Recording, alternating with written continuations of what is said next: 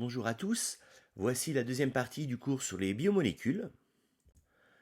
Nous avions vu précédemment le grand 1, l'eau, grand 2, les lipides, grand 3, les glucides.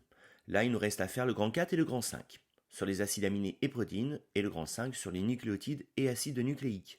Alors le grand 4, les acides aminés et les protéines, on va déjà parler premièrement des acides aminés, et ensuite on parlera des protéines, une grosse partie, puisqu'on aura la base de leur structure 3D, on aura leur fonction, à la lumière bien sûr de leur structure, c'est ça qui est intéressant, et le fait que la conformation des protéines est dynamique, donc puisse changer. Sur la vue générale, les protéines sont situées ici, avec les acides aminés. Les protéines sont donc des polymères d'acides aminés. Alors commençons par le grand A, les acides aminés. Biochimiquement, un acide aminé, c'est quelque chose qui est assez simple, vous avez vu. Donc, c'est une petite molécule organique qui possède un carbone, qui contient une fonction amide et qui possède une fonction acide carboxylique et une chaîne latérale que l'on appelle R. R va changer, c'est ce qui va donner les différents noms des acides aminés. Du fait de l'existence de groupements amines et de groupements acide carboxylique, les acides aminés peuvent éventuellement être chargés selon le pH. Alors pourquoi c'est comme ça? COH c'est un acide, il peut se dissocier en CO- plus H+, et NH2 c'est une base qui peut s'associer avec H+, pour donner NH3+. Il y a des constantes d'équilibre, Ka, associées à ces deux réactions. Alors les notions de K, constante d'équilibre, et de Pk, le moins log de la constante d'équilibre, sont abordées pour ceux qui n'ont pas fait SP physique-chimie sur une petite fiche à part. Là, je vais parler donc de généralité. Qu'est-ce que c'est la généralité? C'est que quand le Ka il est élevé, ce qui va être le cas ici, quand le K est élevé, ça veut dire que ce qui est au numérateur est élevé par rapport au dénominateur. Ça veut donc dire que j'aurai beaucoup de H+, et de XCO-, si K est élevé. Ça veut donc dire que quand K est élevé, l'acide tend à donner, ça tend à aller de la gauche vers la droite, tend à donner la base plus le H+. Ka fort est équivalent à pKa petit, puisque log est une fonction croissante et donc moins log est une fonction décroissante.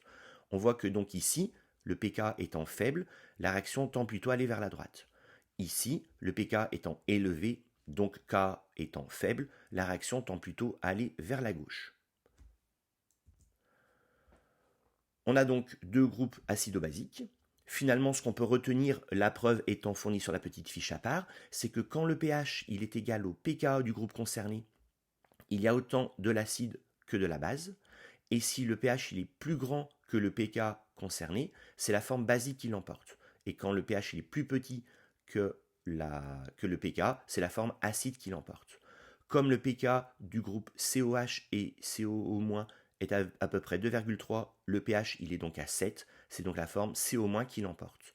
Je peux faire le même raisonnement pour le groupe NH3 plus NH2, et on verra donc comme le pK il est plus grand que 7, le pH étant à peu près 7 dans une cellule, c'est la forme NH3 plus qui l'emporte. Finalement, dans la cellule à pH 7, la formule réelle n'est pas celle indiquée avant, mais plutôt celle-ci, NH3+, CHR, CO-. Il est à noter que les chaînes latérales peuvent être aussi chargées, car les chaînes latérales, pour certaines, peuvent avoir des groupements acido-basiques. Par exemple, l'acide aspartique, un groupement COH. 2 pK à peu près 4,7, ce qui signifie qu'à pH égale 7, c'est la forme CO- qui l'emporte. Le pK n'est pas le 2,3 de tout à l'heure, parce que ce qui fait varier le pK, c'est non seulement la chaîne ici, COH, CO-, comme tout à l'heure, mais c'est aussi l'environnement. C'est pour ça que ce n'est pas la même chose que le 2,3 de tout à l'heure. Il y a d'autres acides, ou d'autres bases, sur les chaînes latérales, indiquées ici. On voit que par exemple pour l'histidine, cette chaîne latérale qui peut être donc NH+, ici, ou NH, a un pK d'à peu près 7. Ce qui signifie qu'à pH cellulaire, il y a 50% de cette forme et 50% de cette forme. Donc selon le pH, les chaînes latérales pourront être chargées ou pas. Ce qui aura de grandes implications dans la régulation, par exemple, des enzymes ou dans leur dénaturation quand on fait changer le pH.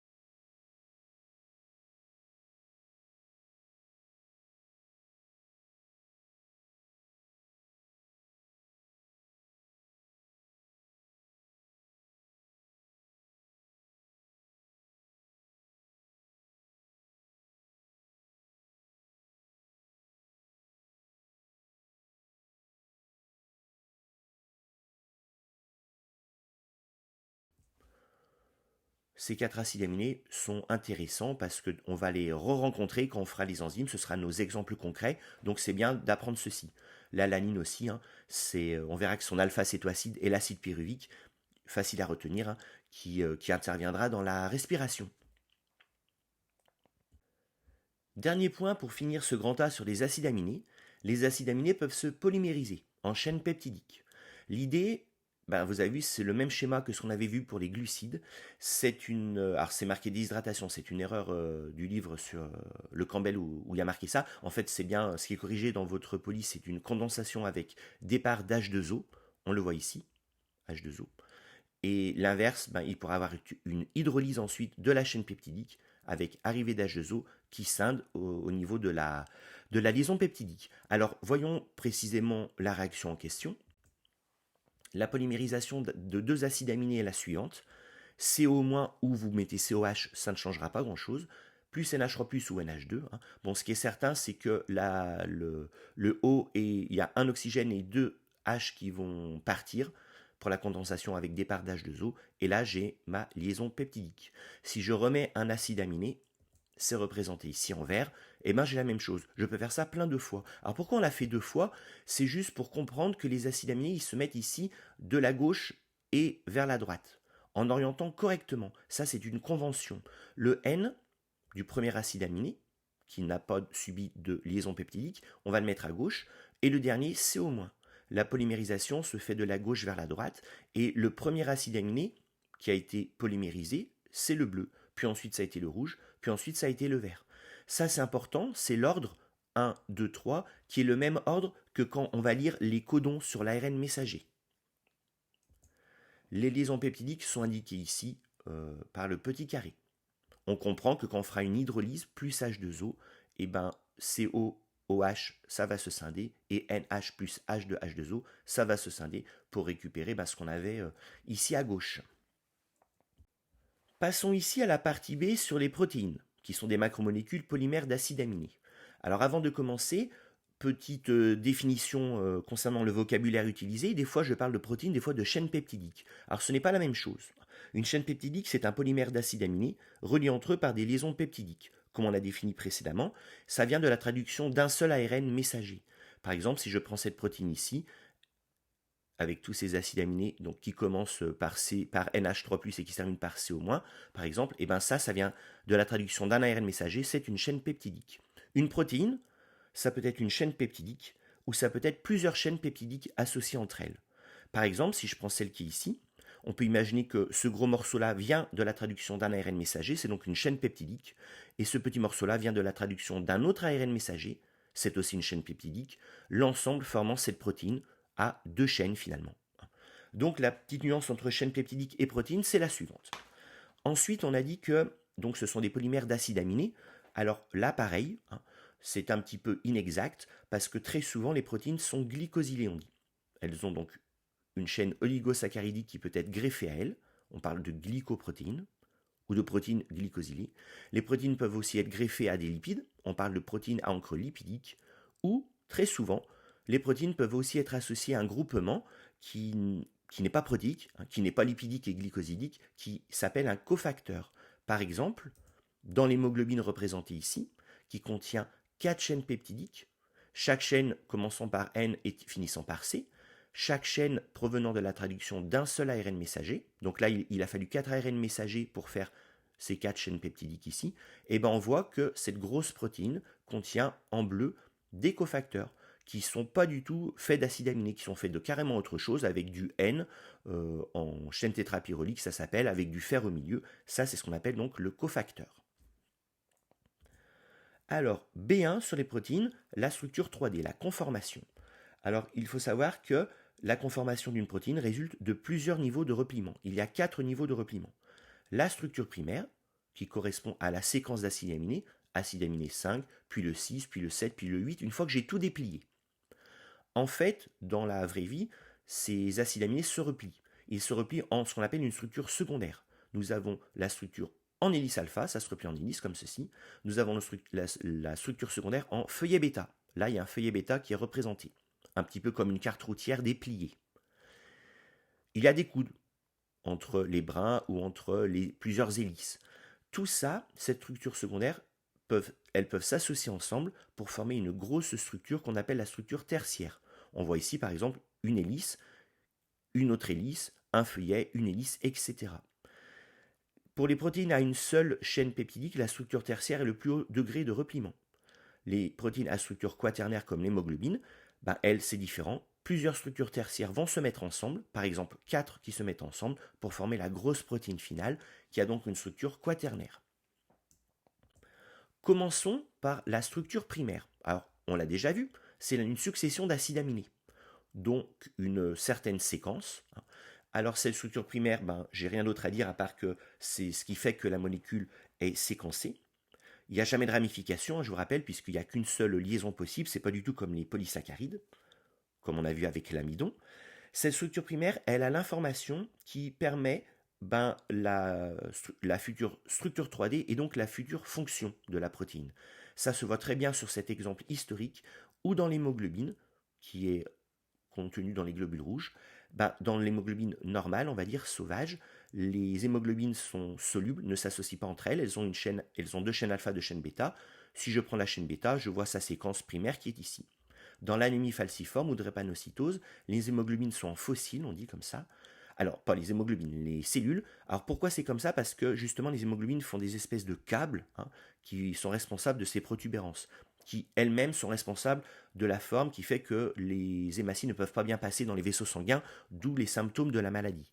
Pourquoi c'est comme ça? Parce que les globines s'associent ensemble, et ça c'est dû, on va l'admettre, aux bêta-globines qui peuvent s'associer deux à deux, comme ceci, avec des hémoglobines voisines. Ah, pourquoi c'est comme ça? Parce que la forme des bêta-globines est différente. Il y a une région hydrophobe qui apparaît. Pourquoi c'est comme ça? On va voir dans la chaîne, dans la séquence, on se rend compte qu'il n'y a qu'une seule différence. C'est que l'acide aminé numéro 6, la glutamate CO-, est remplacé par la valine CH3, qui fait une petite poche hydrophobe au lieu d'avoir un moins ici. Ça, c'est une preuve expérimentale que la structure 3D est due en fait à la structure primaire. Dans la structure secondaire, donc, il y a le feuillet bêta, il y a l'hélice alpha. Je vais sur l'hélice alpha. Donc l'hélice alpha, là, je vais juste représenter, alors pas des acides aminés, les ronds, ce ne sont pas des acides aminés, le rond, ce sont les groupements fonctionnels d'un acide aminé. Un acide aminé commençant par N, un acide aminé étant au centre le carbone qui porte le R et étant fini par CO. Donc là, j'ai un acide aminé, là, j'en ai un autre, un autre, un autre et un autre. Lui, c'est l'acide aminé 1, lui, c'est l'acide aminé 4. Alors pourquoi ça forme une hélice comme ceci? Ça, c'est dû au groupement CO et NH. On l'avait vu dans le cours B1. Les groupements CO et NH sont mis en face, d'où des liaisons hydrogènes, d'où une hélice. Ça, c'est ce qu'on appelle l'hélice alpha. Ça se fait spontanément, c'est indépendant des chaînes latérales R. Alors, où elles sont ces chaînes latérales R? Elles sont sortantes de l'hélice. L'hélice, on peut représenter ça sous forme d'un cylindre. Et en mettant nos chaînes latérales, on peut les mettre comme ça, donc sortantes. Si je regarde de haut l'hélice, là c'est l'hélice vue de haut, je vois les différentes chaînes latérales qui sortent. C'est très important parce que ces chaînes latérales, selon si elles sont chargées moins par exemple, elles pourront, s'il y a une autre hélice à côté chargée plus, se coller. Ou bien si elles sont toutes hydrophobes, cette hélice pourra se mettre dans une membrane biologique par exemple. Deuxième structure secondaire, c'est le feuillet bêta. Alors le feuillet bêta, nous avons donc plein d'acides aminés qui peuvent s'associer par liaison hydrogène au niveau de deux liaisons peptidiques. Là, c'est le cas. Alors dans les feuillets bêta, on parle de feuillets antiparallèles ou de feuillets parallèles. Dans les feuillets antiparallèles, on regarde les acides aminés dans quel sens ils vont. Donc là, le 3, le 4, le 5, le 6, ils vont dans ce sens. Là, il y a un coude et ensuite ça va dans l'autre sens. Ça, c'est un feuillet bêta, on dit antiparallèle. Alors si on zoome, on a le même schéma que pendant le cours B1. Donc on fait nos NH, on fait nos CO. Et comme pour l'hélice alpha, donc on a des liaisons qui s'opèrent. Encore une fois, dans la structure secondaire, que ce soit le feuillet ou l'hélice, les chaînes latérales sont hors sujet. Elles n'interviennent pas dans la formation de ces structures-là. Les feuillets peuvent être parallèles. Ici, par exemple, je vais suivre. Acide aminé 29, 30, 31, 32, 33, puis il n'y a plus rien. Puis ensuite, ils reviennent dans ce sens. Là, je peux faire la même chose. Les NH et les CO qui font des liaisons hydrogènes. Feuillet bêta parallèle. Les chaînes latérales sont sortantes. de ce plan carte routière et elles sortent alternativement. On le voit très bien sur ce schéma en 3D où un feuillet bêta constitué de ce qu'on appelle 3 brins bêta est représenté. On voit que les chaînes latérales sortent alternativement vers le haut, vers le bas, vers le haut, vers le bas, etc. On le voit ici en coupe. Plusieurs structures secondaires peuvent s'associer, y compris, quand je dis structure secondaire, j'ai les feuillets, j'ai les hélices et j'ai les coudes, peuvent s'associer en structure tertiaire. Sur ce schéma ici, on va voir pourquoi ça s'associe en structure tertiaire. Alors, chose hors sujet représentée ici, les hélices et les feuillets, dus aux liaisons hydrogènes entre les NH et les CO, c'est la structure secondaire, et on voit ici que ces deux hélices se sont rapprochées, ou bien que ici, pareil, ce point-là et ce point-là se sont rapprochés dans l'espace. Donc, on peut représenter différentes liaisons qui permettent ce rapprochement spatial, que j'ai appelé 1, 2, 3, 4, 5. Je les ai inventées, ici c'est juste pour illustrer les concepts. Nous pouvons avoir donc plein de liaisons représentées ici qui sont des liaisons faibles, et on peut aussi avoir, ce sera nouveau, une liaison covalente. Ce sera le petit 5. Alors, pourquoi ces hélices se mettent ensemble? Pourquoi là ça se met ensemble? C'est parce qu'il peut y avoir plein de liaisons faibles. Les liaisons faibles peuvent se faire entre chaînes latérales. Ce sera le cas dans mon exemple ici pour 2, 3, 4, puisque les liaisons peptidiques sont déjà prises par la structure secondaire en rouge. Donc, par exemple ici, ça peut être des liaisons hydrogènes, des liaisons ioniques, des liaisons de Van der Waals. Et quand on est hors de la structure secondaire, ce peut aussi être une liaison faible qui fait intervenir, pourquoi pas, une liaison peptidique. Dans le 5, ce qui est représenté, c'est une nouveauté, c'est une liaison covalente. Ce n'est donc pas une liaison faible. Les liaisons covalentes se font entre des cystéines, toujours. Cystéine, ça se termine par SH, et donc les SH peuvent se mettre ensemble, et il y a une réaction qui s'opère pour faire un pont soufre-soufre. C'est ce qui est représenté ici. SH, SH, et ça y est, une liaison disulfure, ça s'appelle. Pour finir sur la structure tertiaire, pourquoi ça se replie comme ceci et pas autrement? Donc ça, pareil, je vous renvoie à un cours précédent. Le repliement, il est contraint par l'eau, en fait. Donc on avait vu ça ici. Je vais prendre l'exemple, moi, de la globine, qu'on n'avait pas encore vu. Donc la globine se replie comme ceci. Quand je regarde un petit peu la position des chaînes latérales, je me rends compte que les chaînes latérales hydrophiles sont plutôt sortantes de cette hélice, par exemple, ou de celle-ci, en direction de l'eau, et que les chaînes latérales hydrophobes, elles, sont plutôt au centre de la molécule, comme représenté ici en vert. Pile l'endroit où justement l'hème qui est hydrophobe, si je simplifie, va pouvoir se loger. Pile à cet endroit-là, on verra ça dans l'hémoglobine tout à l'heure. La poche de l'hème, elle est ici. Enfin, les protéines à structure quaternaire, constituées de plusieurs chaînes, donc ça s'explique comment? Ça s'explique par l'association de structures tertiaires. Alors pourquoi dans l'hémoglobine, par exemple, les globines se mettent ensemble comme ceci? C'est exactement le même principe que ce qu'on a vu pour la structure tertiaire. Nous avons des chaînes latérales sortantes à certains endroits, que là par exemple j'ai fait en bleu, et ces zones-là vont pouvoir être complémentaires en termes de forme et de liaison faible avec une chaîne située à côté, et du coup elles vont se coller. Par exemple ici, il y a des liaisons ioniques possibles avec des groupements chargés de la chaîne qui est à côté en orange, et du coup ces deux vont s'associer ensemble. Pareil, par rapport à ce qu'on avait vu pour les ponts soufre-soufre, il est possible d'avoir des ponts soufre-soufre interchaînes.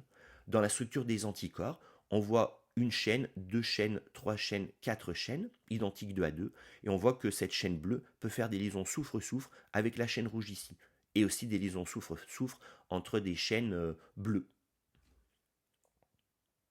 Nous venons donc de voir les 4 niveaux de repliement d'une protéine. Alors, petite sous-partie à part, là maintenant, on va dire que, toujours dans la structure, que les protéines sont souvent organisées en domaines. Par exemple, si je prends la G3P déshydrogénase qui va intervenir dans la glycolyse quand on fera le métabolisme, on voit ici que cette protéine qui a structure tertiaire, ce ne sont pas deux chaînes différentes, c'est bien la même chaîne, mais il y a eu deux couleurs différentes parce qu'elle a deux domaines en fait. Le domaine vert, le domaine rouge. Chaque domaine a un rôle et chaque domaine se replie spontanément sans affecter l'autre. Là, vous imaginez que si j'arrivais à couper ces deux domaines et que je les déplie, lui, il se replierait de la même façon. Et lui aussi. Donc, ils sont un petit peu indépendants, on va dire, si je veux simplifier pour l'instant. Ils ont chacun un rôle. Et ce qui est intéressant, c'est qu'il y a un lien avec l'organisation de leurs gènes sous forme d'exons et d'introns. Alors je m'explique, dans un gène chez les eucaryotes, il y a des exons et des introns. Lorsque le gène est transcrit, l'ensemble est transcrit, mais lors d'une maturation qui s'appelle l'épissage, les introns sont enlevés. Du coup, il n'y a que les exons qui sont traduits. Et ce qu'on observe, c'est que chaque exon correspond en général à un domaine particulier de la protéine de la chaîne peptidique finale. Alors, pourquoi j'en parle? C'est intéressant en biologie évolutive. Alors, ce n'est pas au programme de la BCPST, mais en biologie évolutive, il y a au cours de l'évolution des brassages d'exons. Des exons peuvent partir d'un gène ou être dupliqués et arriver sur un autre gène, et c'est comme ça qu'on arrive à mettre des domaines particuliers. Par exemple, si lui c'est un domaine de liaison OCA2+, et ben ce domaine, il peut se retrouver ensuite sur une autre protéine, avec le jeu de l'évolution. C'est ce qui est représenté ici. On a plein de protéines différentes, de chaînes peptidiques différentes, mais elles ont des fois des domaines identiques. Dernier point pour finir la structure des protéines. Comment on détermine concrètement la structure 3D d'une protéine? Là, je vous renvoie à la fiche dédiée. Je vais juste dire qu'il y a plusieurs techniques. La diffraction au rayon X, l'ARMN, la microscopie cryoélectronique, et puis, depuis quelques années, c'est récent, l'intelligence artificielle. Toutes les structures des protéines déterminées par les chercheurs sont mises en ligne sur la banque Protein Data Bank. Passons maintenant à la partie B2 sur la fonction des protéines. Donc nous avons vu la structure 3D des protéines précédemment. Là, on va montrer que cette structure 3D, elle permet justement la fonction des différentes protéines. Alors, les protéines ont plein de fonctions possibles, donc on va en voir quelques-unes. Commençons par la première, la reconnaissance. Certaines protéines donc reconnaissent des ligands. C'est le cas des enzymes qui reconnaissent donc leur substrat. C'est le cas des récepteurs qui reconnaissent par exemple leurs hormones. C'est le cas des anticorps qui reconnaissent leur antigène. Alors, comment expliquer cette reconnaissance? Donc cette reconnaissance, elle se base sur la forme de la protéine en question, qui a une forme complémentaire au niveau d'un certain site qu'on appellera le site de reconnaissance, avec son ligand. Alors non seulement il faut la même forme, mais il faut aussi des complémentarités de liaison. C'est ça les deux choses.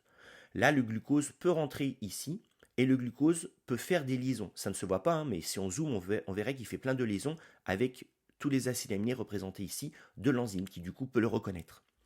Si je prends cette protéine-là qui reconnaît via son site de reconnaissance un second messager qui est l'AMP cyclique, eh ben on voit qu'il y a une complémentarité de forme et de liaison.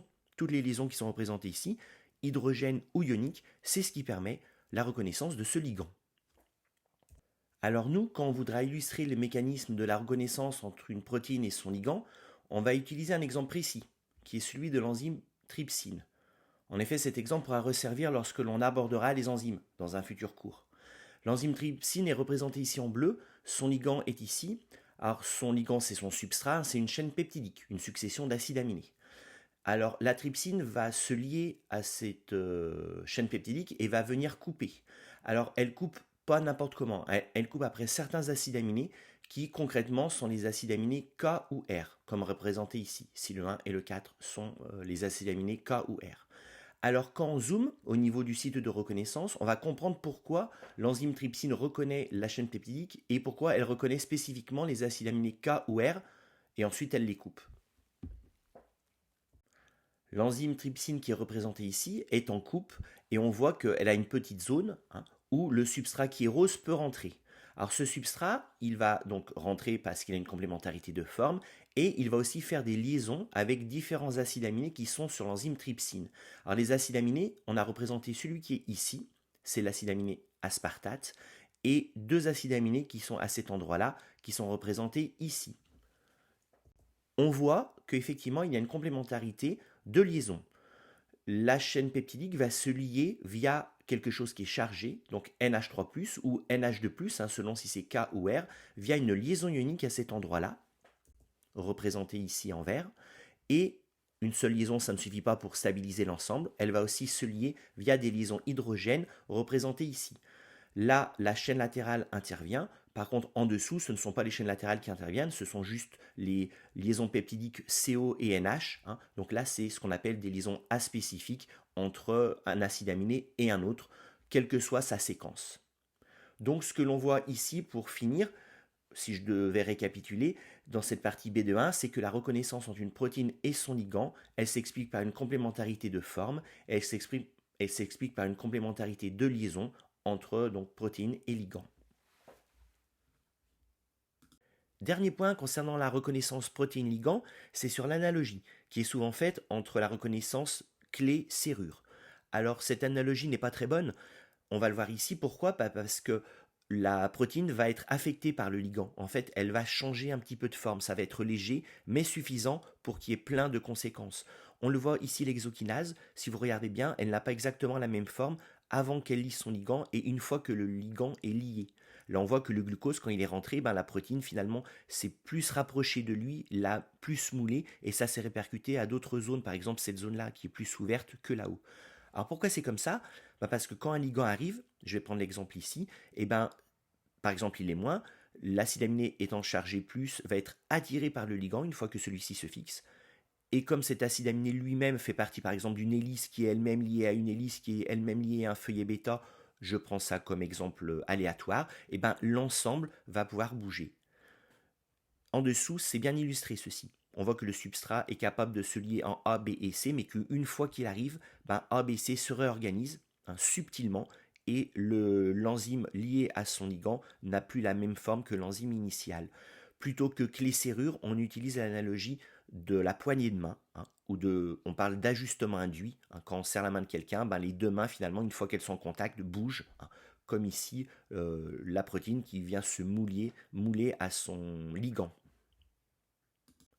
Nous allons maintenant dans cette partie B2 voir un autre rôle de protéines, à savoir le transport de petites molécules ou d'ions par les protéines membranaires. Et on va voir que ici aussi, c'est leur structure qui permet de faire cette fonction. Alors les protéines membranaires qui transportent des choses de part et d'autre sont des protéines qu'on dit intrinsèques. En fait, elles sont amphiphiles, c'est ce qui leur permet d'être dans la membrane justement. Elles ont une partie hydrophobe centrale et deux parties hydrophiles de chaque côté au contact du milieu aqueux. Et donc la substance qui va être transportée va passer d'un côté, passer à travers et se retrouver de l'autre côté.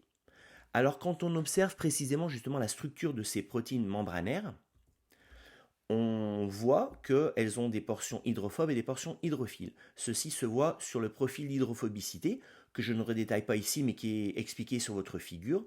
L'idée générale, c'est qu'on met tous les acides aminés de la protéine dépliés et on regarde s'ils sont hydrophobes ou hydrophiles. Je simplifie, on regarde en fait une fenêtre de 9 acides aminés. Quand ils sont hydrophobes, on met du noir comme ceci. Là, ça nous dit par exemple que les acides aminés situés entre le 40 et un peu moins, le 30 et le 60 sont des acides aminés hydrophobes. On fait ça tout du long et on se rend compte dans cet exemple que j'ai des zones hydrophobes qui correspondent en fait aux portions qui sont au contact des acides gras des phospholipides membranaires. Et donc, elles représentent ces portions des hélices alpha qui sont hydrophobes et qui permettent à la protéine d'être insérée dans la membrane. Et entre ces hélices hydrophobes, il y a des petites portions hydrophiles qui sont représentées ici par ces petites jonctions, alors plus ou moins longues, par exemple celle-ci elle est longue, c'est ce qui est représenté ici. Ça, c'est l'intérêt des profils d'hydrophobicité ou d'hydropathie, c'est qu'ils nous donnent un petit peu la façon dont la protéine pourrait être, parce que des fois ils sont invalidés par d'autres expériences, donc pourrait être insérée dans une membrane. L'exercice associé B2.4, je le passe, ça permet juste de confirmer ce qu'on vient de dire à l'instant. Et donc, comme d'habitude, on va prendre un vrai exemple qui va nous resservir dans plein d'autres cours. Là, je prends l'exemple du récepteur nicotinique à l'acétylcholine qui nous resserre dans les cours, notamment sur le potentiel musculaire, que vous verrez l'année prochaine. Alors, le récepteur nicotinique à l'acétylcholine, il est représenté ici. C'est un récepteur canal qui peut faire passer donc des substances qui sont chargées positivement. Il est ouvert en présence d'acétylcholine. Alors, si je regarde comment il est constitué, c'était l'objet de l'exercice associé, on voit qu'il est constitué donc de 5 sous-unités et que chaque sous-unité est construite de la même façon, avec 4 hélices hydrophobes ici et plein de choses hydrophiles qui sont de chaque côté. Attention, l'hélice M2, si je l'observe précisément vue de haut, elle est ici, elle a des petites portions de chaîne latérale hydrophile malgré tout. Et donc, en raisonnant, on peut proposer un modèle qui est celui-ci, qui est que les 5 sous-unités 1, 2, 3, 4, 5, s'associent comme ceci dans la membrane. Ça, c'est le récepteur canal vu de haut, avec les hélices amphiphiles disposées comme ça, les portions hydrophiles des chaînes latérales correspondantes pointant vers un port central qui est hydrophile. Et donc, on comprend que la structure de ce récepteur, ça a été validé par d'autres expériences, cette hypothèse-là, on comprend que la structure de ce récepteur lui permet, d'être inséré dans la membrane, par toutes ces hélices qui sont hydrophobes, ça lui permet d'être dans la membrane, et cette zone hydrophile, ménageant un port hydrophile, lui permet de faire passer des choses à travers. On voit bien le lien structure-fonction. Alors on n'explique pas pourquoi c'est que le plus qui passe, pourquoi ce sont que les Na+, ou les Sa2+, ou les K+, et pas les Cl-. Là aussi, la structure de ce récepteur nous donne la réponse. En fait, ce récepteur, quand là je l'ai cette fois-ci en coupe longitudinale, je me rends compte que au niveau des hélices M2, de part et d'autre, nous avons des chaînes latérales qui sont chargées négativement. Ces chaînes latérales négatives empêchent les ions négatifs de rentrer car ils sont repoussés. Les ions plus, eux, peuvent passer. Une fois qu'ils sont là, il y a une force électrochimique qui s'exerce sur eux, qui fait qu'ils ne vont pas stagner ici, mais qu'ils vont passer à travers le canal, voire cette histoire de force sur le cours, sur les échanges membranaires. Donc, la structure de ce récepteur nous explique trois choses. Pourquoi il est inséré sur une membrane, pourquoi il y a des choses qui peuvent passer à travers, qui sont hydrophiles, et pourquoi ce sont que des cations chargés plus qui passent. Dernier exemple d'une protéine dont la structure explique la fonction, le collagène. Le collagène est une protéine fibreuse que l'on trouve dans la matrice extracellulaire du tissu conjonctif, comme le derme par exemple. Là, on voit un fibroblaste de tissu conjonctif qui sécrète toutes ces molécules de collagène que l'on voit ici en section. Je fais une petite erreur quand je fais ça, ce ne sont pas les collagènes, ce sont des associations de collagène. Alors le collagène, en fait, c'est cette molécule qui est ici.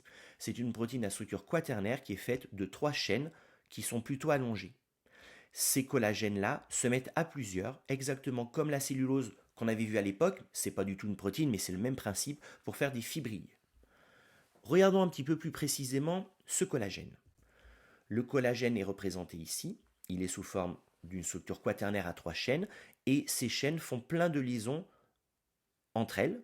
Alors il y a des liaisons faibles, il y a des liaisons fortes aussi, des liaisons covalentes qui ne sont pas des ponts soufre-soufre, c'est autre chose, c'est pas ce qu'on avait vu avec les cystines, c'est autre chose qui n'est pas au programme et ça nous permet de faire une structure qui est très rigide du fait de ces liaisons qui sont là.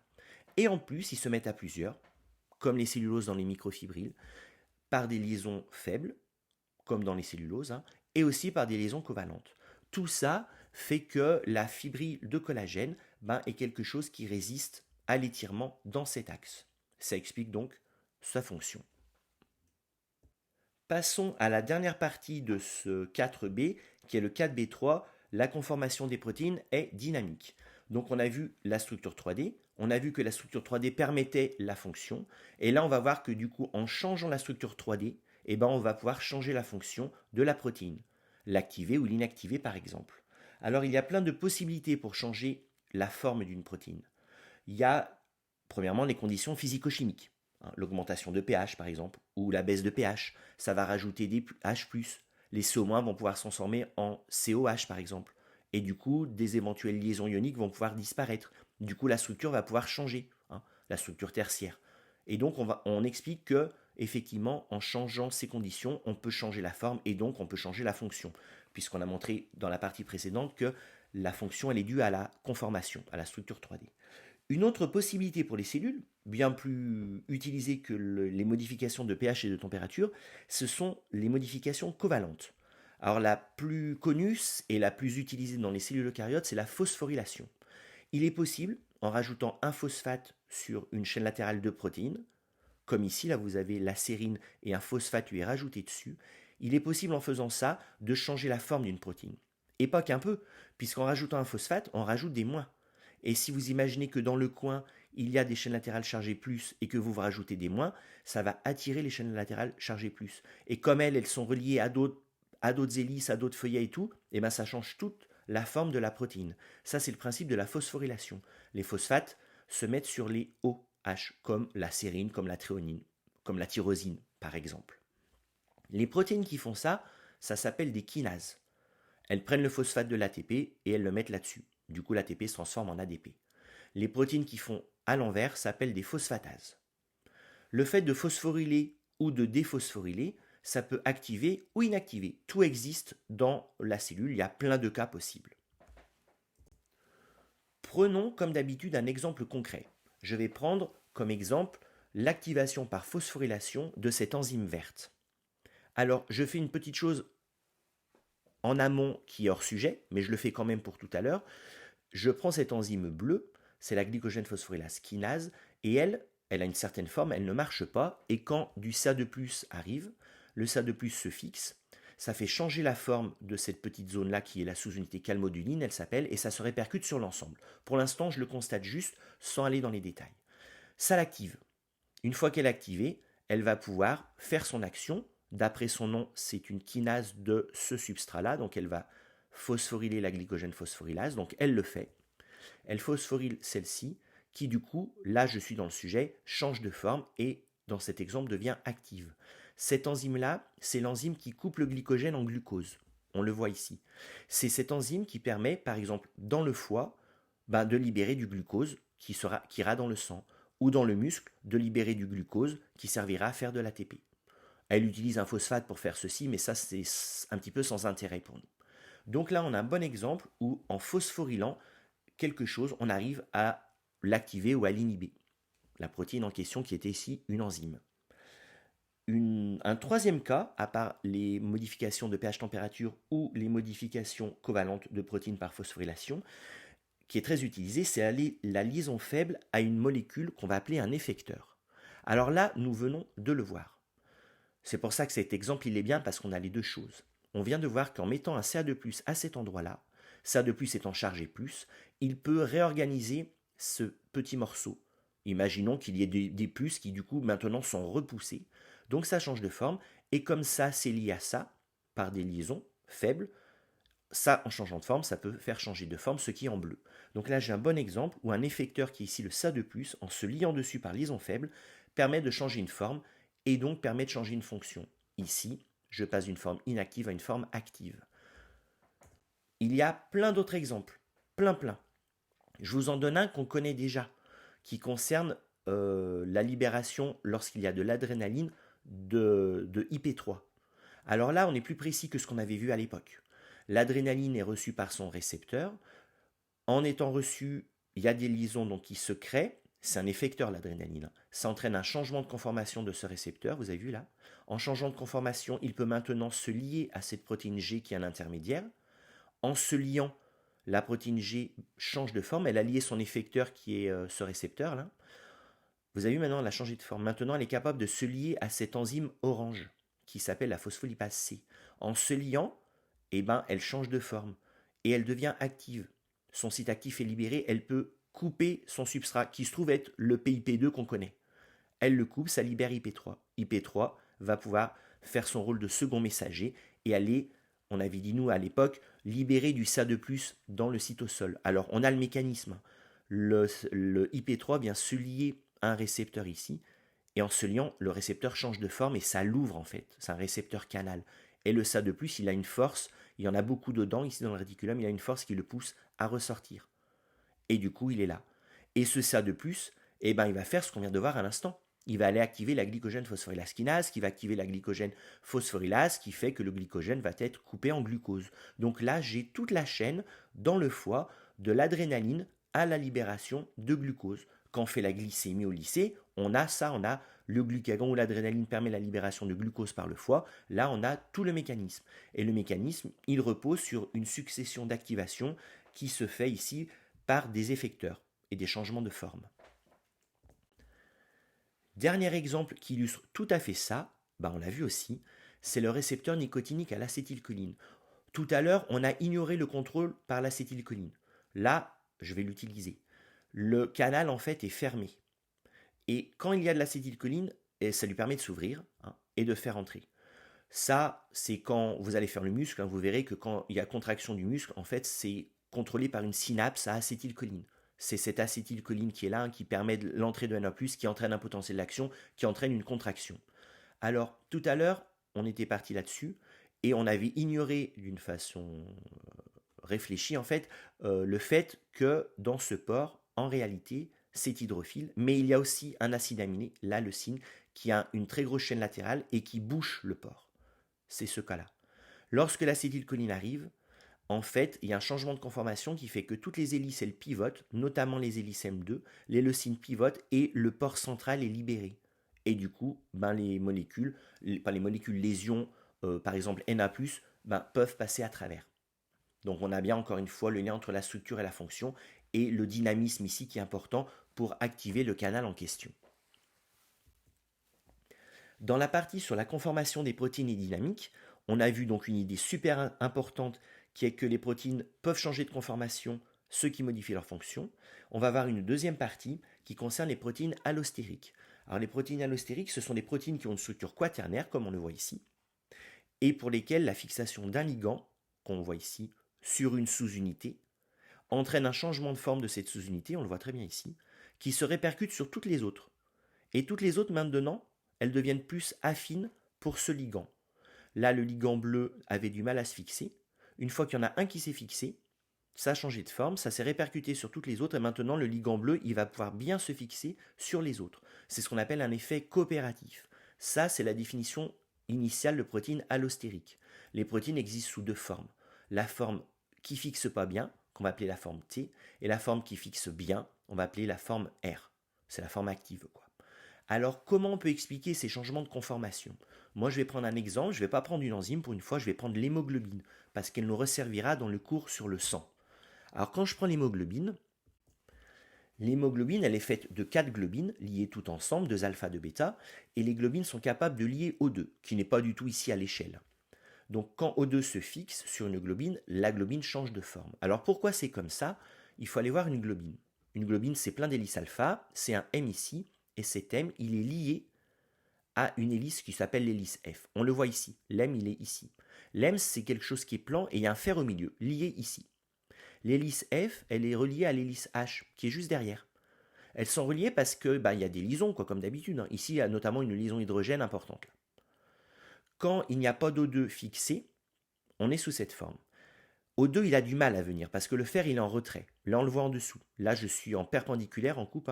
L'O2, il a du mal à fixer le fer qui est en retrait. Et là, c'est la fameuse hélice F qui fait comme ça. O2, il a du mal, mais il peut quand même se fixer. S'il arrive à se fixer, en se fixant, en fait, ça va faire pivoter le fer dans le plan de l'M.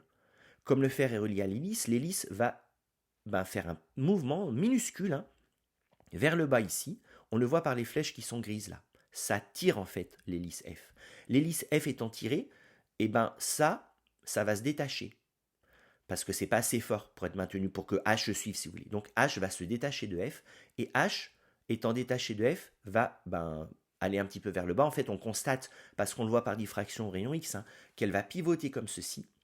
Et maintenant, la forme, elle est sous forme R. Je suis passé de cette forme-là à cette forme-là.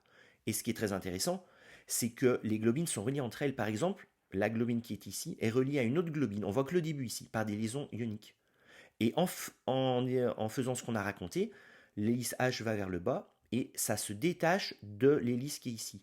Celle-ci n'étant plus contrainte vers le bas, elle va remonter. Et en fait, toute la chaîne qui est à côté va changer de forme aussi. Ça, c'est l'idée de l'allostérie. Donc, ce qui est représenté ici, c'est un bon résumé. Vous avez votre hémoglobine sous forme T, avec les M qui ont le fer qui fixe mal O2. Si un O2 réussit quand même à se fixer, on le voit ici, ça fait bouger l'hélice, vous avez vu la forme elle a changé. Et très vite, ça c'est un état qu'on voit presque pas, c'est marqué transitoire très bref, très vite ça va se répercuter sur toutes les autres, on le voit ici, alors ça c'est l'ancienne, on le voit ici, et toutes les autres, maintenant, sont sous forme R et vont bien fixer le O2. Ça expliquera tout sur l'hémoglobine, ça expliquera sa cinétique et ce qu'on verra donc quand on fera ça, quand on fera le sang. Bon, finalement, on peut récapituler tout ce qu'on a vu sur ce grand B concernant la conformation des protéines. Nous avons fait 3 sous-parties. La première expliquait que la conformation des protéines résulte de plusieurs niveaux de repliement. Ensuite, on a vu que cette conformation explique la fonction des protéines à travers divers exemples concrets. Et on a vu enfin que cette conformation est dynamique, ce qui permet donc des changements de conformation et donc des changements de fonction. Le schéma bilan associé que l'on fait, qui illustre ces trois idées, est le suivant.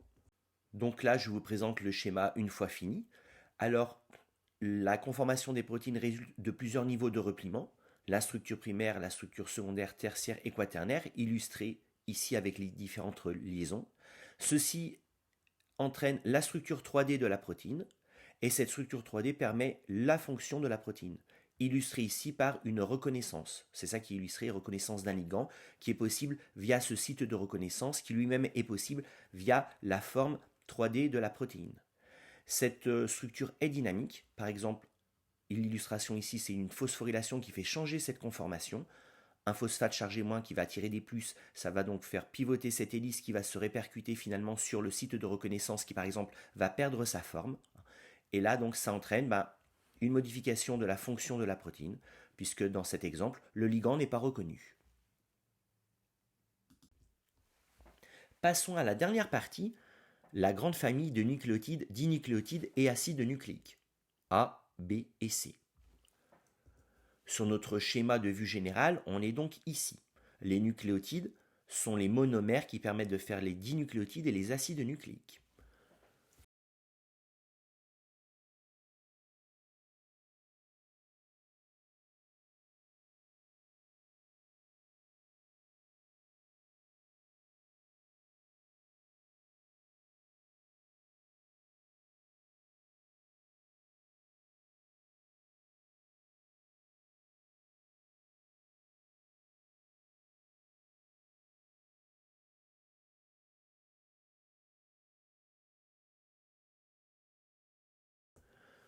Alors ces nucléotides, ils ont donc une diversité qui est due au pentose. Ça peut être un désoxyribose ou un ribose, c'est les plus fréquents. Le ribose, c'est ce qu'on aura dans le futur ARN, le désoxy dans le futur ADN, le D de ADN et le R de ribose. Il y a une variabilité selon la base. Soit c'est une base pyrimidique, ça s'appelle, qui est faite donc d'un seul cycle. C'est le cas de la base C, T et U. Soit c'est une base pyrimidique qui est faite de deux cycles. C'est le cas de la base A et de la base G. Et il y a une diversité selon les phosphates. Il y en a un, deux ou trois. La liaison entre la base et le pentose, c'est une liaison glycosidique. La base se termine par NH, le pentose a un OH ici, c'est un bêta-ribose qu'on a, et donc on fait une condensation avec libération d'H2O et on obtient cette liaison-là. Exactement comme ce qu'on avait fait avec les glucides pour faire la liaison glycosidique. Comme là c'est avec un N, on dit N-glycosidique. Il y a toute une nomenclature pour les bases et les nucléotides. Et il faut juste savoir, nous, que le sucre et la base sans son phosphate, ça s'appelle un nucléoside. Et quand il y a un phosphate, ça s'appelle un nucléotide. Les bases ont un nom, par exemple l'adénine. Le nucléoside associé à un nom, c'est l'adénosine. Et si je lui mets un phosphate, on appellera ça l'adénosine monophosphate, AMP. Si on lui met trois phosphates, on appellera ça l'ATP, adénosine triphosphate. Si la base c'est un G, on l'appellera guanine, et le nucléoside, la guanosine. Les noms sont compliqués parce que les noms prêtent à confusion. Osine, des fois ça va avec oside, mais cytosine c'est osine aussi. Donc c'est compliqué. Le plus simple, c'est de faire l'abréviation. On dit c'est l'ATP. L'ATP, ça veut dire que la base c'est A et qu'il y a trois phosphates. Alors ces nucléotides, on a vu ce que c'était. Maintenant, on va voir à quoi ils servent. Alors le premier rôle des nucléotides, c'est un rôle énergétique. Alors pour ceci, on a besoin de 4 prérequis pour comprendre l'histoire. Le premier prérequis, c'est la notion de delta Rg. Il faut savoir que les réactions qui sont dans la cellule peuvent être spontanées, on dit exergoniques, ou les réactions peuvent être non spontanées. Chaque réaction est associée à ce qu'on appelle un delta Rg. Quand le delta Rg il est négatif, c'est synonyme de ça se fait tout seul, c'est spontané. C'est synonyme de c'est exergonique. Quand le delta Rg il est positif, c'est synonyme, je le mets ici, de ça se fait pas tout seul, c'est endergonique. Tout ça c'est pareil. Par exemple, si je prends du glucose et je le mets en présence de 2 et que j'attends suffisamment longtemps, il va donner du CO2 et de l'H2O. Ça c'est sûr. À l'envers, ça ne marchera pas. Si je prends du CO2 de l'H2O et j'attends longtemps, ça ne va jamais donner l'autre chose. Parce que la réaction opposée, elle est endergonique, quoi. Donc cette réaction-là, elle a un delta Rg négatif, elle se fait toute seule. Elle, glucose plus P donne glucose phosphate, elle a un delta Rg positif, elle ne se fait pas toute seule. Elle est non spontanée, elle est endergonique. Tout ça, c'est pareil. La valeur donnée par ici, elle nous sera utile quand on fera les couplages. Pour l'instant, on peut juste dire, les biologistes ils disent souvent ça, ils disent, bon bah quand ça se fait tout seul, c'est négatif, et 2800, c'est, on dit, la quantité d'énergie libérée par la réaction. Ce qui veut un petit peu rien dire entre nous, mais on l'utilise en première approche. Donc là, on dit, bah voilà, là quand je fais ça, c'est par mol. Donc quand je fais 1 mol de glucose plus 6 mol de O2, bah ça libère 2871 kJ. Et à l'envers, bah ça en demande. Glucose plus phosphate, 1 mol plus 1 mol donne 1 mol de ça, et ben ça demande 12,5 kJ. Alors ça, c'était le premier prérequis. Le deuxième prérequis, c'est de dire que dans une cellule, les réactions spontanées, donc qui ont un delta G négatif, ben, elles vont se faire toutes seules. Par contre, les réactions qui sont endergoniques ne peuvent théoriquement pas se faire, puisqu'elles sont non spontanées. En fait, elles vont quand même pouvoir se faire, c'est là le deuxième prérequis, parce qu'il y a ce qu'on appelle un couplage énergétique. Un couplage énergétique, c'est un processus qui consiste à utiliser l'énergie libérée par quelque chose qui est exergonique pour réaliser quelque chose qui est endergonique. Par exemple ici, le caillou qui tombe, c'est spontané, delta Rg négatif, et ben on peut l'utiliser, cette énergie, pour monter un seau qui est un processus non spontané de montée. C'est endergonique. À l'échelle d'une réaction chimique, ben on voit ça. Imaginons cette réaction, donc le vert plus le bleu donne le vert et le bleu collés ensemble, ça demande 14 kJ, ça ne se fait pas tout seul. Mais si à côté, je fais une réaction qui en libère, ATP donne ADP plus P, qui libère 30,5 kJ, s'il y a bien moins devant, eh ben, il y a une enzyme dans la cellule qui va pouvoir faire les deux. Elle va faire ça en premier, ça va libérer 30 kJ, et elle va les utiliser pour faire cette réaction, qui en demande 14, quoi. Et il y aura 16 kJ en trop qui seront finalement libérés sous forme de chaleur. Là, j'ai fait ce qu'on appelle un couplage énergétique. Alors, les couplages énergétiques, eh ben, ils utilisent, comme on l'a vu précédemment, très très souvent la molécule d'ATP. L'ATP peut donner ADP plus P en libérant 30,5 kJ. L'ATP, il est représenté ici, ou elle est représentée ici, on peut dire les deux. Donc c'est bien de l'adénosine triphosphate. La réaction ATP donne ADP, c'est en fait ATP plus H2O donne ADP plus PI. Et les chimistes, alors ça c'est un petit peu à part, nous expliquent pourquoi ça libère de l'énergie. En fait, l'ATP il est assez instable du fait qu'il y a plein de moins comme ceci. Et quand on coupe, eh ben effectivement, on sépare les moins, on les sépare physiquement en fait, et les molécules obtenues, PI plus ADP, sont plus stables. Et en plus, le PI, là, on fait confiance aux chimistes, ils nous disent que sur un phosphate inorganique, les électrons peuvent bouger sur tous les oxygènes, on ne sait jamais où ils sont, on représente ça comme ça. Ça, on dit que c'est stabilisé par résonance. C'est une mésomérie, ça s'appelle. Voir le cours de chimie. Et ben donc là, on a l'explication de l'ATP, il n'est pas très stable, le P et l'ADP, ils sont plus stables, et donc c'est pour ça que spontanément, on passe de quelque chose qui est peu stable à quelque chose qui est stable. Donc ça, entre guillemets, libère de l'énergie. Ça, c'était donc le dernier prérequis. Et donc l'ATP, eh ben, il a un rôle central. Alors, il permet de faire des réactions endergoniques par couplage, mais on a un petit problème derrière tout ça, c'est que si on fait ça, au bout d'un moment, il n'y a plus d'ATP. Donc l'ATP, il est régénéré. Ce sera l'objectif de tous les cours sur le métabolisme, notamment quand on fera la respiration. Alors l'ATP, ce schéma issu du Albert, il est très bien, il est représenté ici par un camion. Alors ce camion, soit il n'a pas d'énergie, soit il a de l'énergie. Donc l'ATP, c'est le camion qui a de l'énergie. Et cette énergie, elle est apportée à des réactions qui en demandent. Là, on voit que la réaction ici, verte ici, elle est défavorable. Elle a un delta Rg positif, en fait.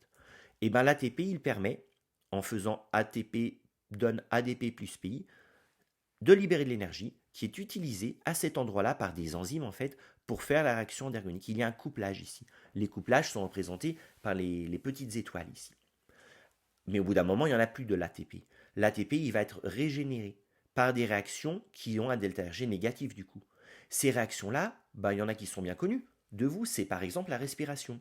Par exemple, de prendre du glucose et de le transformer en CO2, on l'a vu tout à l'heure, ça libère 2871 kJ. Avec tout ça, on va faire plusieurs ATP, plus que 30 en fait. voire le co-respiration.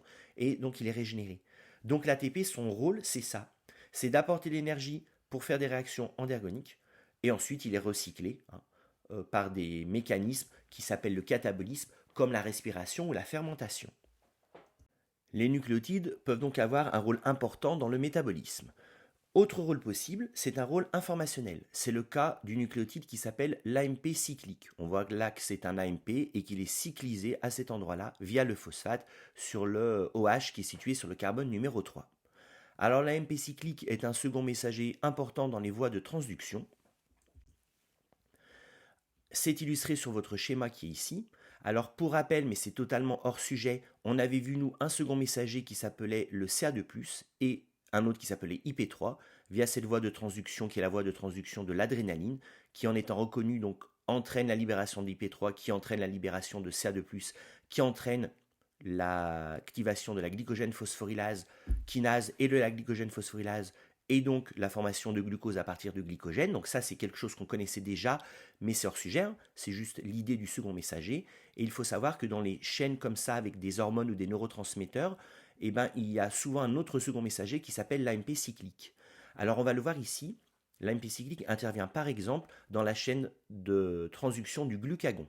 Le glucagon qui sur le foie a le même rôle que l'adrénaline, à savoir la libération de glucose. Par contre, ce qui entre est différent. Alors l'AMPC est formé, comme on le voit ici, à partir d'ATP, par une enzyme qui s'appelle l'adénylate cyclase. Quand le glucagon est reçu par son récepteur, il active une protéine qui active une autre protéine qui est justement cette enzyme-là, qui forme de l'AMPC.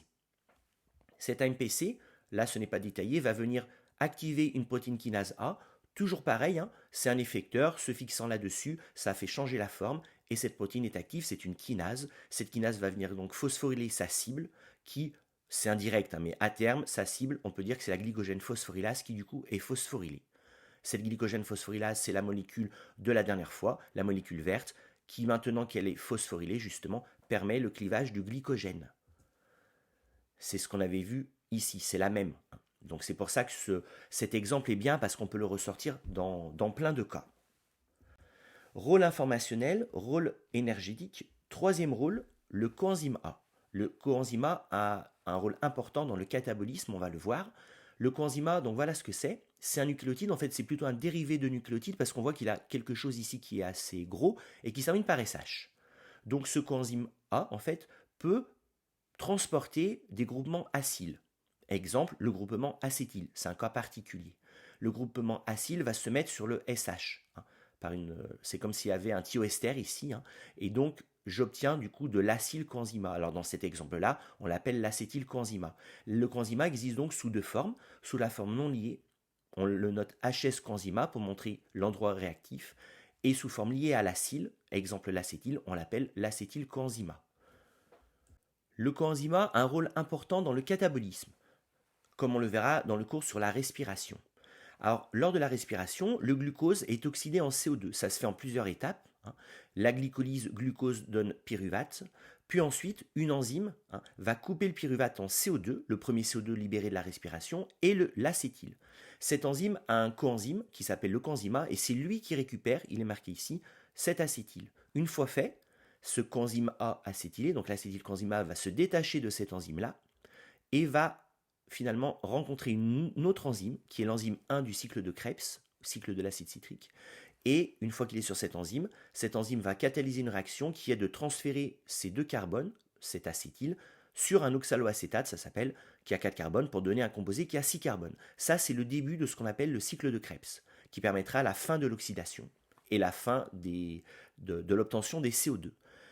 L'enzyme qui est ici, maintenant son coenzyme n'a plus son acétyl, ce coenzyme qui est sous forme HS-coenzyme va se détacher de cette enzyme, et le coenzyme mobile, du coup mobile ça veut dire qu'il peut se détacher des enzymes, va revenir sur cette première enzyme-là.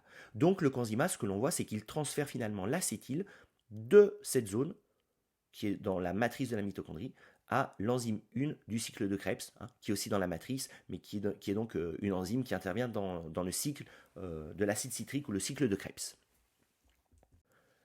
Les nucléotides ont donc différents rôles, on en a vu 3. Il y a un quatrième rôle pour les nucléotides qui est en fait le plus évident, c'est que ce sont des constituants, des dinucléotides et surtout bien sûr des acides nucléiques, ADN et ARN. Alors, Deuxième partie sur les dinucléotides. Alors qu'est-ce qu'un dinucléotide? C'est une condensation de deux nucléotides qui se fait par une liaison phosphate-phosphate. Les deux dinucléotides que l'on va aborder s'appellent NAD et NADP. Alors voyons ce que c'est le NAD, donc il est ici. Alors si nous on veut le simplifier, on peut le noter comme ceci. Donc c'est quoi? C'est un AMP qui est lié à un autre nucléotide, alors qu'on ne connaît pas, qui a une base particulière qui s'appelle nicotinamide. Les deux sont liés par phosphate-phosphate. Ça et ça, c'est la même chose. C'est le NAD, ou quand il y a un phosphate sur le ribose qui est ici, on l'appelle NAD avec un phosphate NADP. NAD, ça veut dire des dinucléotides qui est formé de A et de A adénine et de N nicotinamide. Pourquoi ils sont importants? On les verra dans la photosynthèse et la respiration. Ce sont les transporteurs d'électrons, eux. La base nicotinamide qui est ici est capable de prendre, ça se voit pas ici, mais on fait confiance, de prendre 2 électrons et 2 H+, d'être réduite, autrement dit, ou bien, vice-versa, elle peut être oxydée. Nous, ce qu'on doit retenir, c'est la réaction. NAD, sous forme oxydée, peut récupérer 2 électrons et 2 H+, pour être réduite sous la forme NADH H+. Alors on met virgule H+, pour dire que le H souvent va se détacher, peut revenir, se détacher, peut revenir. Donc c'est ça. Il y a 2 électrons qui interviennent dans cette réaction. Dans la photosynthèse, c'est pareil, sauf que c'est NADP. Alors quels sont les rôles de ces dinucléotides? Alors, ces dinucléotides ont un rôle important. Ils permettent le transfert d'électrons d'un composé A vers un composé B, exactement comme le coenzyme A qui permettrait de transférer, lui pas des électrons mais un acétyl, d'un endroit A vers un endroit B. Concrètement, lors de la respiration, je vais prendre cet exemple, il y a donc une succession d'oxydation, les enzymes récupèrent des électrons. En fait, les enzymes récupèrent des électrons, elles ont un cofacteur qui s'appelle NAD ou NADP1. Donc NAD, on va prendre l'enzyme là ANAD. Le NAD, du coup, récupère l'électron. Il s'appelle NADHH+. Une fois qu'il a fait ça, il va se détacher. Et cet NADHH+, il va aller rencontrer une autre enzyme, qui est ici une enzyme, par exemple, de la chaîne respiratoire, et donner ces électrons à un composé B, qui, du coup, va être réduit. Maintenant, le NAD est NAD+, il va se détacher de cette enzyme et revenir sur cette enzyme et récupérer les électrons. Donc il est là pour transférer les électrons de cet endroit vers cet endroit. C'est ça le rôle des deux coenzymes dans la respiration et la photosynthèse, voire les cours correspondants. Dernière sous-partie de ce grand 5, les acides nucléiques. Les acides nucléiques résultent donc de la polymérisation de nucléotides. Le schéma général que l'on connaît, c'est celui-ci. La polymérisation, c'est d'une condensation avec départ d'H2O. On a fait ça chez les polysaccharides, on a fait ça chez les protéines, maintenant on va faire ça chez les acides nucléiques. Donc ce qu'il faut comprendre, c'est que c'est toujours le même principe. On le voit ici, départ d'H2O. Nous on avait fait ça pour la liaison peptidique, départ d'H2O. Maintenant on va faire ça, départ d'H2O. La liaison est entre un OH et un phosphate, on appelle ça une liaison phosphodiester. La biochimie de la polymérisation est donc la suivante. On vient de le faire à l'instant. Et on obtient avec ça donc une succession de nucléotides à la queue leu. C'est donc une molécule qui va être séquencée d'une séquence particulière, d'une longueur définie en fait, et qui n'est pas du tout ramifiée. Exactement comme la succession d'acides aminés, mais pas du tout comme par exemple l'amidon et les polysaccharides. On doit orienter quand on fait ça. Qui est le premier, qui est le dernier? Quand j'ai A, T, C, T, je peux le retourner et le lire en sens inverse. Il faut que je spécifie ceci.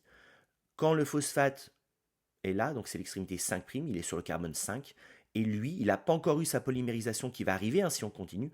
Le H, il est libre, il est sur le carbone 3, c'est l'extrémité 3'. Ça, c'est l'orientation. La polymérisation, lorsqu'on fera la transcription ou la duplication de l'ADN, va se faire de sens 5 vers 3, exactement comme ce qui a été fait, représenté ici. Les acides nucléiques, il y en a deux types. Il y a l'ADN et il y a l'ARN. Commençons par l'ADN. Donc l'ADN, c'est l'acide nucléique qui a un rôle de support de l'information génétique dans les cellules. L'ADN est souvent bicaténaire. Il a une structure spatiale en double hélice. On le voit ici. Bicaténaire, ça veut dire qu'il y a un brin, comme représenté tout à l'heure, et en face de lui, il y a un autre brin. La liaison entre les deux se faisant par les liaisons hydrogènes qu'on avait vues dans le cours B1. Ces deux brins sont antiparallèles. On voit ici que l'extrémité 5 elle est vers le haut, 3 vers le bas, alors que ici c'est l'inverse. C'est ce qu'on appelle une hélice antiparallèle. Alors si on veut nous dessiner ça en col ou en DS, on peut faire de la façon suivante. On dessine notre hélice, comme ceci, avec son petit sillon et son grand sillon, on en parlera un petit peu plus tard. On met l'échelle, 2 nanomètres pour le diamètre, un pas de l'hélice qui fait 3,4 nanomètres qui correspond à 10 nucléotides. On peut aussi utiliser le paire de base plutôt que le nucléotide quand on veut, quand on veut indiquer donc le nombre de nucléotides qui sont présents. Et ensuite, donc, on représente un brin, l'autre brin qui est en face, mais qui est bien antiparallèle, et entre les bases correspondantes, les fameuses liaisons hydrogènes. Donc nous, on sait pourquoi un brin se met en face de l'autre. C'est qu'il y a une complémentarité de liaisons hydrogènes. Je remets le schéma de l'époque, où on avait justement, quand on avait vu les liaisons hydrogènes pour la première fois, donc on avait fait la complémentarité indiquée ici. Donc 2 liaisons entre TA, 3 liaisons entre CG. Il faut savoir aussi qu'en plus de ces liaisons hydrogènes qui permettent le maintien en double hélice, il y a aussi des liaisons de Van der Waals entre les doublets de base qui s'empilent les uns sur les autres.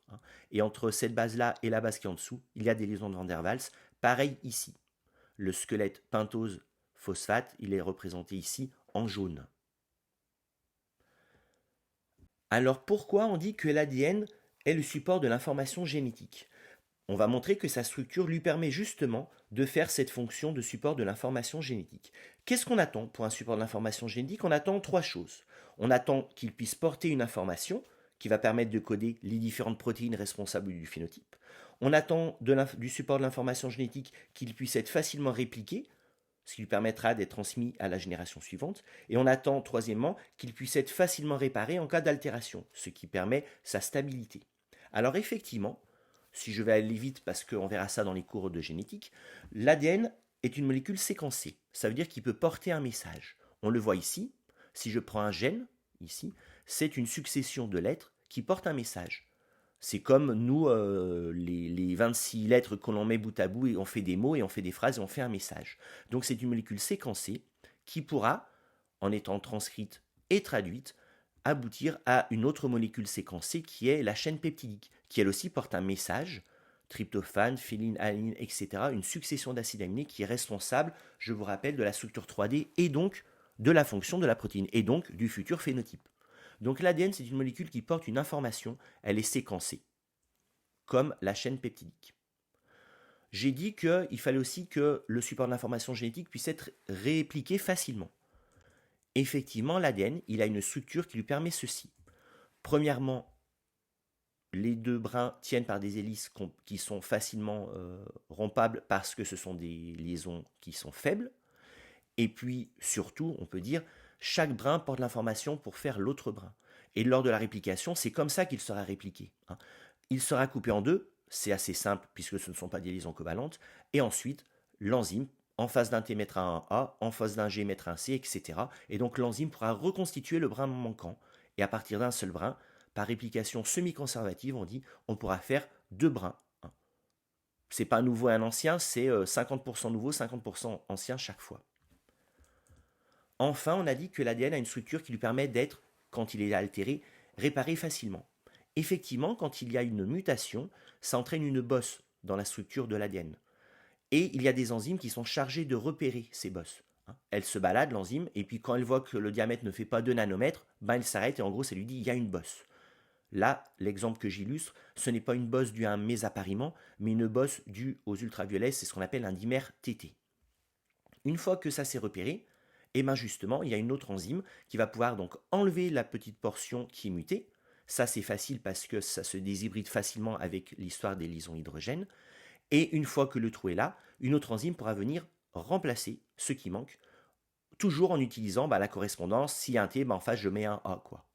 Donc là, on a un peu la même chose que ce qu'on a vu avec la réplication, c'est que la structure de l'ADN, structure régulière en double hélice avec un brin qui porte l'information pour faire l'autre brin, et ça lui permet d'être repéré quand il est muté, la mutation ôtée et la mutation réparée.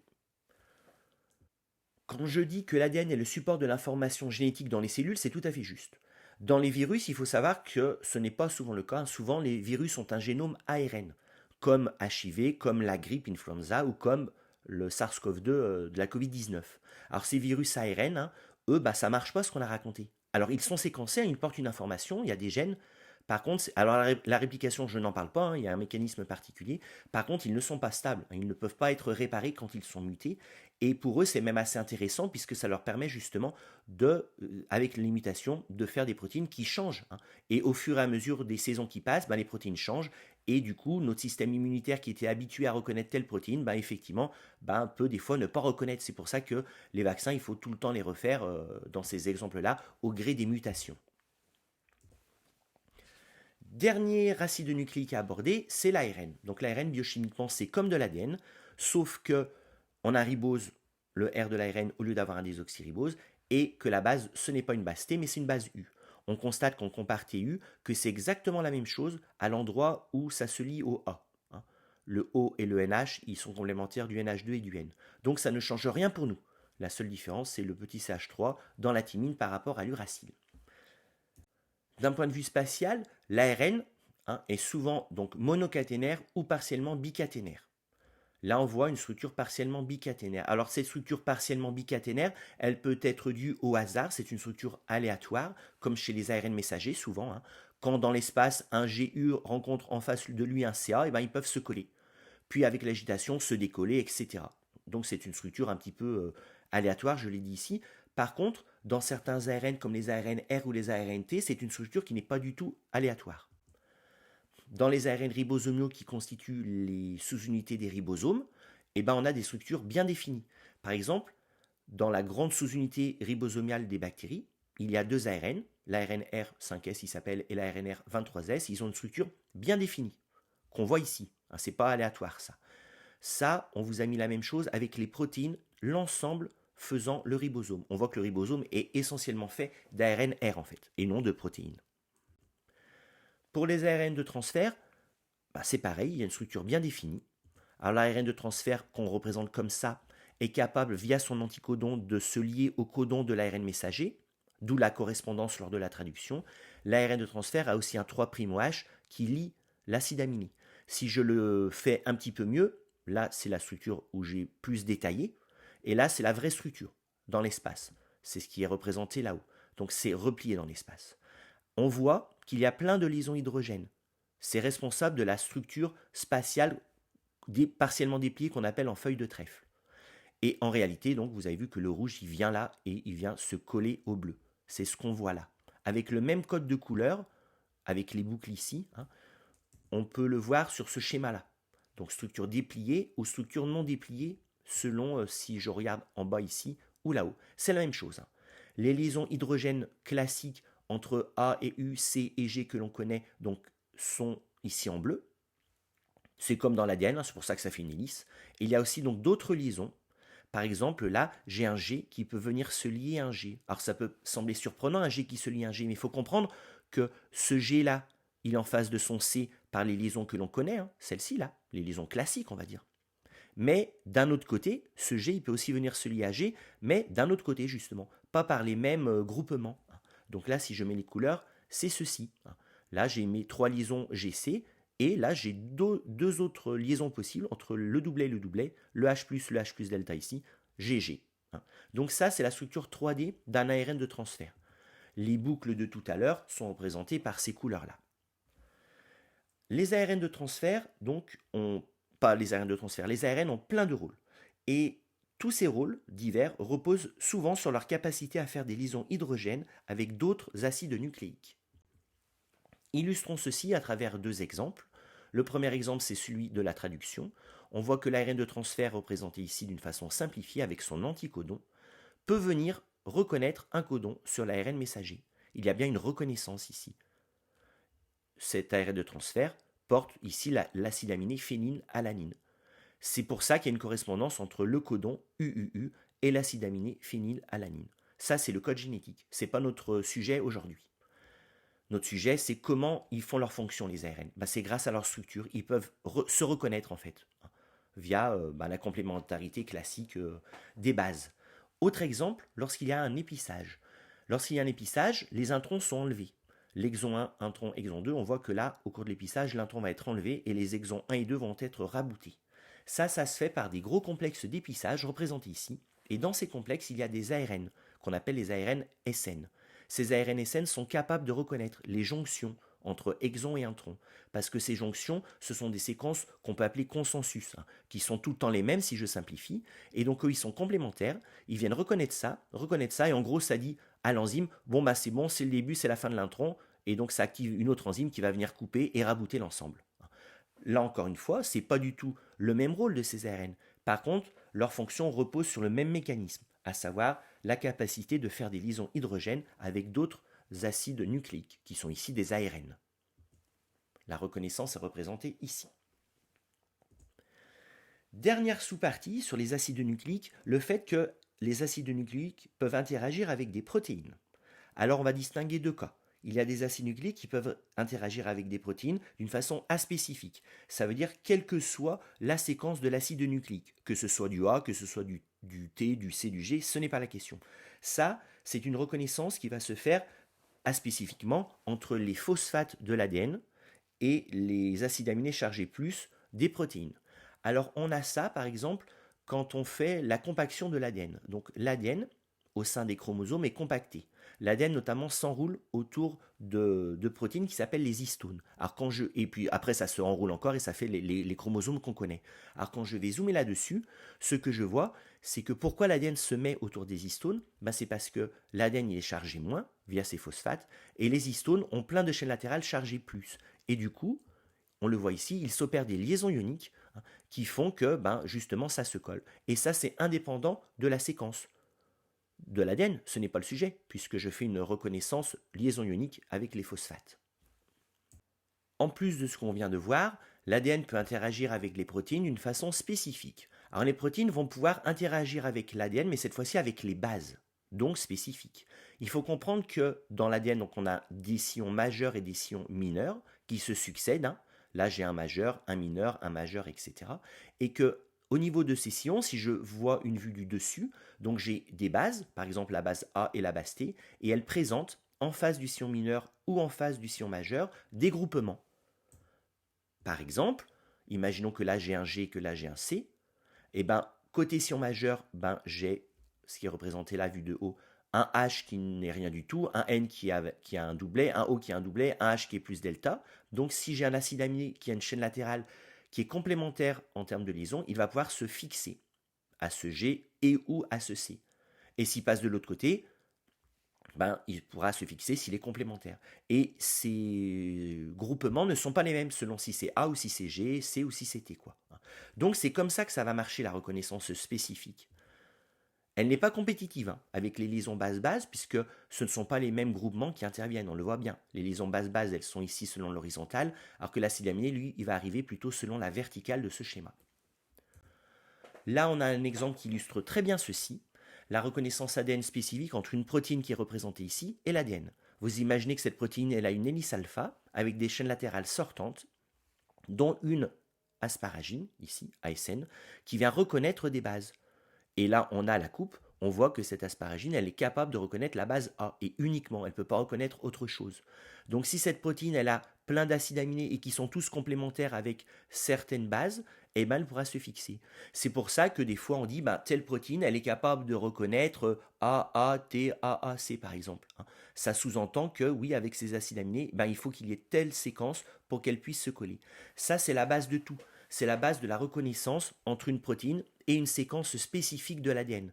Les protéines en question, ce sera par exemple les facteurs de transcription qui reconnaissent certaines séquences, on dit certaines boîtes sur l'ADN. Je rappelle, il n'y a pas de compétition entre les liaisons base-base et les liaisons acides aminés base. Alors sur ce petit film, je vous montre l'hélice d'ADN dont on parle depuis tout à l'heure, avec ses petits sillons et ses grands sillons. On voit donc les bases qui s'empilent les unes sur les autres, A en face de T par exemple, les phosphates, les sucres ici, et quand je pivote vue de haut, je vois donc les bases, A en face de T, le squelette pentose, ribose, pentose phosphate qui continue, et là j'ai ce qui est accessible par les protéines quand elles vont venir. Donc la protéine représentée par exemple ici par le sopalin, je vais faire avec les doigts les chaînes latérales des acides aminés, la protéine peut venir reconnaître des choses par le grand sillon ici, si elle est complémentaire, il faut que ce soit les bonnes bases, on vient de le voir à l'instant, là c'est la base verte que je reconnais, ou la base jaune, pas les autres quoi. Et puis vue de haut, c'est le schéma qu'on vient de faire précédemment. Donc je peux rentrer par ce sillon-là, je peux rentrer par l'autre sillon, ça dépend, il y a des protéines qui font les deux choses, et reconnaître les côtés en fait des deux paires de bases, par les chaînes latérales représentées par mes doigts ici. Finalement, on peut faire un schéma bilan sur les acides nucléiques. Pareil, l'idée générale, c'est comment leur structure permet leur fonction. Alors quand je fais ce schéma, je présente l'ADN ici, je montre qu'il a une structure régulière, je fais volontairement donc un endroit qui n'est pas régulier pour illustrer la réparation. Donc l'ADN est une molécule séquencée, c'est ce qui permet de coder un message qui est une séquence d'acides aminés sur les protéines, c'est ce qui permet le caractère des cellules, le phénotype. C'est bien la base d'un support de l'information génétique. En plus, l'ADN, du fait de sa complémentarité et des liaisons hydrogène, il y a une réplication semi-conservative qui est possible. Et en plus, du fait de sa structure régulière, les altérations peuvent être repérées en utilisant le brin complémentaire et ensuite peuvent être réparées. On a vu aussi que sur l'ADN, il y avait des protéines qui pouvaient se fixer d'une façon aspécifique. C'est le cas dans la formation de la chromatine des chromosomes. Et il y a aussi des protéines qui se lient spécifiquement ici, qui reconnaissent donc des bases données. Et ça, c'est ce qui va intervenir dans tout ce qui est réplication, transcription et réparation. L'ARN, lui, il est plutôt monocaténaire ou partiellement bicaténaire, mais lui aussi, il peut être fixé par des protéines. Alors, on n'a pas trop vu, nous, sur l'ARN, mais l'idée est la même, d'une façon aspécifique, des moins reconnus par des plus, ou d'une façon spécifique. Et là, on le verra, ça permet différents rôles des ARN pour les protéines. Et bien sûr, avant, j'aurais dû commencer par ça, la base de la base, c'est que les ARN reconnaissent d'autres ARN ou des morceaux d'ADN, et c'est ce qui est responsable de leur rôle. On a vu le rôle des ARNT ou le rôle des ARN SN dans le complexe d'épissage. Alors pour finir, je vais en conclusion revenir sur ce schéma initial. On a donc vu qu'il y avait 4 familles biochimiques en plus de l'eau. Les familles donc des lipides, des glucides, des acides aminés protéines, des nucléotides et acides nucléiques. Que parmi ces familles, il y avait des fois des petites molécules ou des grosses molécules, qu'on appelle des macromolécules, qui avaient donc une grande diversité, mais que malgré tout, il y avait une unicité de mécanismes de formation, puisqu'on a vu que la polymérisation faisait toujours intervenir une condensation avec départ d'H2O. Toutes ces molécules sont vues en début d'année parce qu'elles vont être utilisées dans de nombreux cours tout au long de cette année de BCPST. Pour le concours, en plus de l'aspect biochimique, on a vu 2 concepts importants qu'on va pouvoir ressortir souvent. Le premier, c'est le concept la structure permet la fonction. On a vu ça tout du long, notamment avec les macromolécules. Et le deuxième concept concerne la grande importance des liaisons faibles en biologie. On a vu que ces liaisons faibles permettaient de faire la structure 3D des molécules. On a vu ça par exemple avec les protéines ou l'ADN récemment. Et que ces liaisons faibles permettaient aussi de faire des liaisons entre différentes molécules. Par exemple, une liaison entre un ADN et une protéine, ce qu'on a vu juste avant.